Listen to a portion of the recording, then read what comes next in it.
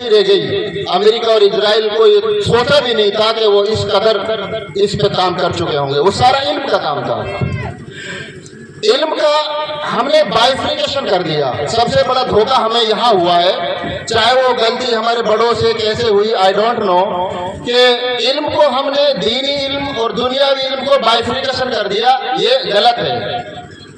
इल्म इल्म है, दीनी इल्म हासिल करो, वो जरूरी है, फर्ज है मुसलमान पे। उसी तरीके से आपको दुनियावी इल्म लेकर आपको काम करना है और आप उस लाइन में आके खड़े हो जाओगे। दुनिया का जो इल्म है, जिसको हम हुनर कहते हैं, इसको प्राप्त करके हम इसको अगर आपने अच्छी तरह से प्राप्त कर लिया, सीख लिया, तो आप दीनी इल्म में इससे ज्यादा बहुत काम कर जाओगे।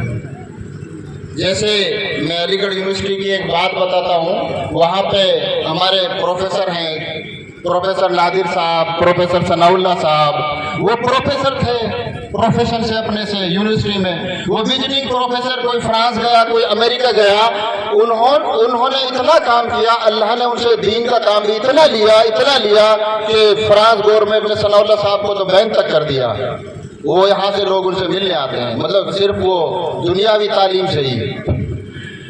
अब मैं आगे अपनी बात को आपके सामने एजीएम एकेडमी जो खोली है आरिफ सर ने और अकरम साहब ने, मैं इनका धन्यवाद करना चाहता हूँ। एक एजुकेशनल इंस्टीट्यूट आज से लगभग 6-7 साल पहले यहाँ पे खुला था, ग्लोबल स्कूल के नाम से। वो कैसे उसके हालात रहे, उसको मजबूरी में ये इंस्टीट्यूट बंद करना पड़ा और इन्होंने ये बिल्डिंग को खरीदा। 3 साल तक ये इसमें कुछ नहीं चला पाए थे। लेकिन मैं ये कहना चाहता हूँ कि आप और हमारे लिए इसने इतना अच्छा काम किया कि इस इंस्टीट्यूट को दोबारा से जिंदा कर दिया। वरना मैंने कुन्हाड़ा में भी एक स्कूल देखा था, वो भी एक बहुत अच्छा स्कूल था। वो वहाँ के एक बिजनेसमैन ने खरीदा और खरीदने के बाद उसमें आज फैक्ट्री चल रही है। वो हमारा ड्रॉबैक है सोसाइटी का कि एक इंस्टीट्यूट वहाँ पे था, उसको जब बेचने की किसी वजह से जरूरत पड़ी तो उसको कौम में ऐसा खरीदार नहीं मिला कि जो उसको इंस्टीट्यूट को जिंदा कर सके। तो वो हम बहुत बैकफुट पे चले जाते हैं। इन लोगों की ये बड़ी कामयाबी रही और इतने शॉर्ट टर्म पे जैसे बताया इन्होंने, 26 मार्च का डिसीजन और 1 तारीख से एकेडमिक सेशन स्टार्ट हो जाता है। 4 या 5 दिन के अंदर उन्होंने इंस्टीट्यूट को यहाँ पे चलाया।